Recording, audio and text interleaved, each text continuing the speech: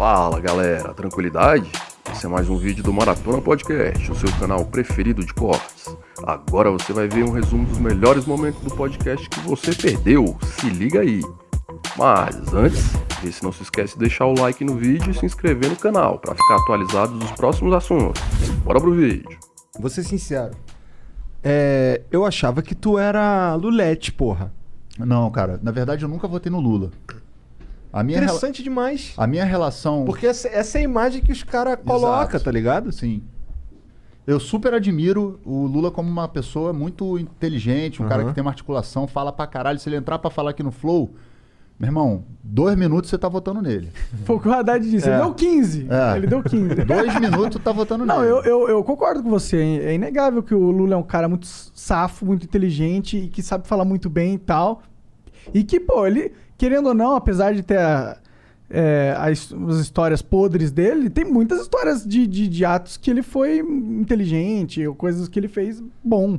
Ele era admirado internacionalmente. Não, ele Obama... ainda é, né? Admirado, muito admirado. Tanto que o Papa foi lá, mandou uma carta pra ele. Sim, essa história toda que aconteceu durante a Lava Jato e que agora se tornou mais clara para as pessoas... o que aconteceu? Por que as pessoas me associaram ao petismo? Porque eu fui o primeiro artista a me levantar na época que a Dilma começou a sofrer o movimento de impeachment contra o impeachment. Você imagina, 90% da população estava, por conta da questão econômica, dos erros cometidos pela Dilma, tava todo mundo de pau duraço pra tirar na ela. Última, antes de 2014, mas ela foi eleita democraticamente. E o Aécio Neves... Foi na trave ali, né? Foi na trave, o Aécio Neves, que também é um filho da puta, na minha Neves, opinião. que depois todo mundo viu quem era, né? Que hoje ele fica ali quietinho, não fala nada, mas tá lá no Congresso. Né? Ele fez igual o Carlos Lacerda fez. Chegou e falou assim, não vou deixar governar, não, tudo que vier a gente vai segurar, não sei o que, não sei o que. E ele criou um movimento ali, porque já que os caras não estavam conseguindo ganhar nas urnas, os caras começaram a fazer um movimento para fuder o que já estava fudido na economia.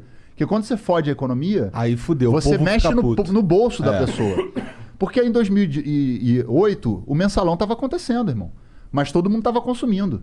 Então as pessoas falam, sou contra a corrupção, caralho.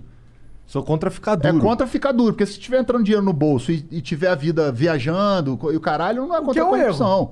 É um erro. Eu tô falando pra você o seguinte, a questão passa do princípio de que é o seguinte, qual era o objetivo dos caras? A gente breca a economia, atinge a classe média, que é a grande maioria das pessoas que acabam sendo atingidas, né? No sentido que os pobres já estão fodidos mesmo. E sempre tiveram no Brasil. O PT fez um trabalho O PT fez um trabalho na pirâmide social do Brasil que tem que ser reconhecido. Ele distribuiu renda.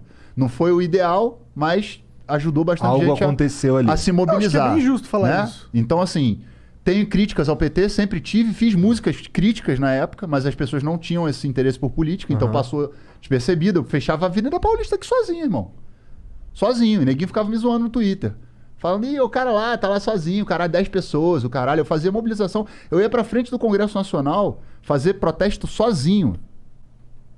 Sozinho. Eu fiz o Renan Calheiros, que agora tá aí de caralho, bababá. O Renan Calheiros mandou me prender, meu irmão. Em 2007, sei lá. Caralho. Porque eu fiz um laranjal, uma bandeira do Brasil de laranja, na frente do Congresso Nacional, sozinho. Quem me tirou foi o Gabeira e o Chico Alencar. Que chegaram lá e falaram, não vai prender o cara não, vai prender por quê? Que não é a casa do povo? Então o meu envolvimento com política sempre foi crítico. Eu nunca fui tipo, esse cara é Deus, não sei o quê. Eu reconheço as coisas boas que cada um fez. O Fernando Henrique fez coisa boa, pô. Então fala uma coisa boa aí que o Bolsonaro fez. Não, aí ele...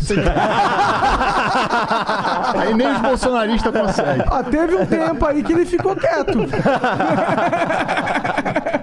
Mas se você pegar a história do Brasil... Vamos lá. Eu não vou falar do Sarney, porque também o Sarney é outra criatura que é difícil de você... E o Collor também não dá. Mas o Fernando Henrique foi um cara que fez o plano real. Tem que reconhecer o que o cara fez de bom. Sim. Né? Você não é porque, eu sou esquerda, eu sou direita. Se for possível olhar para alguma coisa que foi boa, positiva pro Brasil, beleza. O Lula fez muita coisa boa pro Brasil. Muita coisa boa pro Brasil. Tem problema lá de corrupção no PT? Com certeza, porque todos os grandes partidos têm problemas. Mas peraí, mas calma. É que o PT é muito bom nisso, né? Cara, eu não posso te avaliar se é muito bom ou se não é bom, porque eu acho que isso tem que ir para um tribunal imparcial, que não é o caso do que aconteceu com o Lula, né? É o que mostra O Moro as foi mensagens parcial. vazadas, né? Então, assim, quando eu falo desse caso, as pessoas falam, pô, mas não sei o que. Olha só, cara, o que eu queria, vamos avaliar se o Lula é honesto ou não.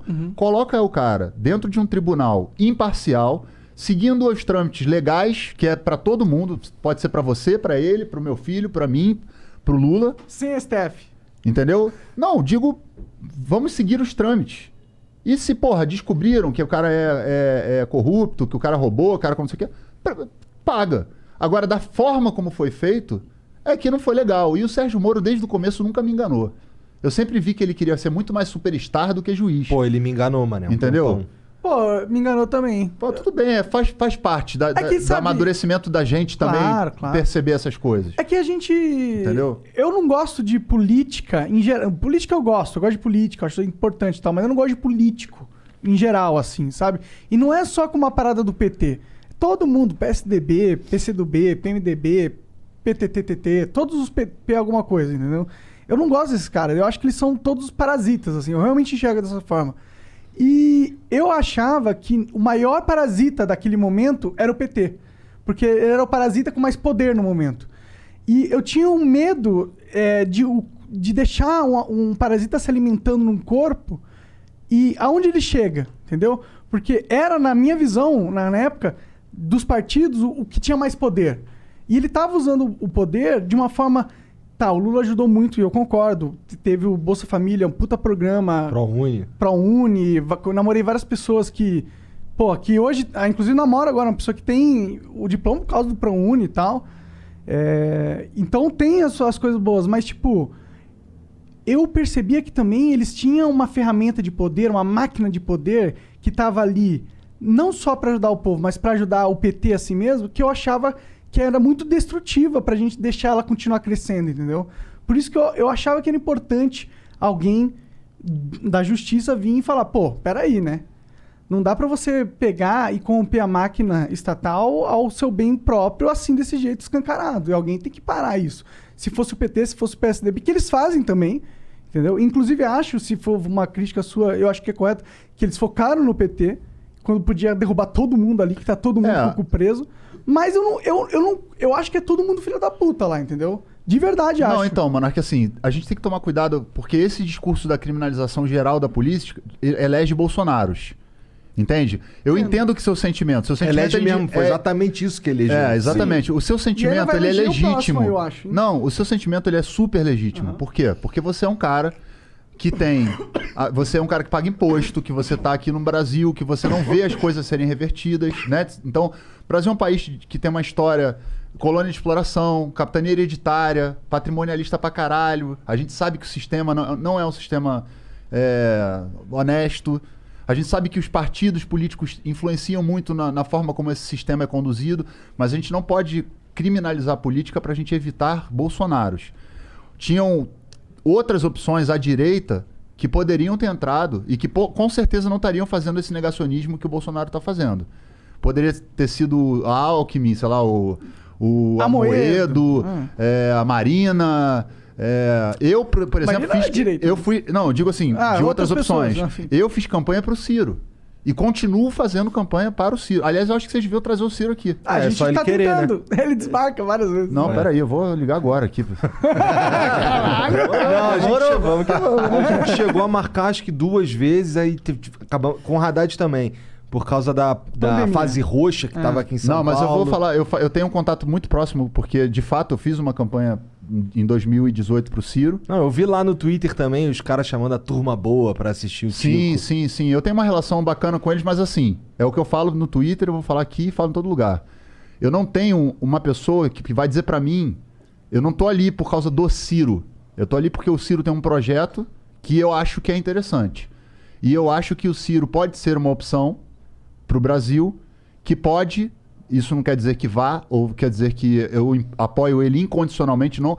Por exemplo, os ataques que o Ciro faz ao Lula e ao PT, eu não vou reproduzir. Eu tenho críticas ao PT? Tenho. Eu vou defender o PT? Não. Eu posso falar coisas boas que o PT fez, como vocês já mencionaram, e posso falar também que, pô, sim, teve com a máquina na mão, podia ter feito diferente em vários aspectos. O PT, por exemplo, deu condição das pessoas comprarem coisas, mas não deu consciência de classe para a população. O que é consciência de classe? É o cara que ganhou um dinheirinho na época do governo do PT e conseguiu fazer um negócio, andou na pirâmide social, ele chegar e falar assim, porra, não é a meritocracia. Tem toda uma relação política que confabulou de alguma maneira para que eu tivesse um dinheiro e conseguisse consumir. Então, assim, o cara que é de classe média, ele tem que entender que ele está muito distante da pirâmide. Esses caras aqui são latifundiários, donos de banco, gente que tem muito dinheiro, que pode ficar 5 anos numa pandemia viajando o mundo. Foda-se.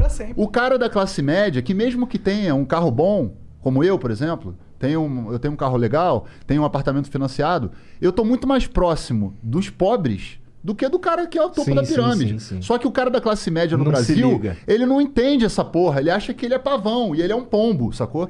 Então ele se comporta como um pavão, mas ele ganha milho de pombo. Então a dificuldade do brasileiro é entender o seguinte, cara, que consciência de classe é você entender em que lugar você tá. Se você tá no meio da pirâmide, você é trabalhador. E se você é trabalhador, você tem que votar em projetos, e eu não tô falando em pessoas, em projetos que vão celebrar a melhora das condições para o trabalhador.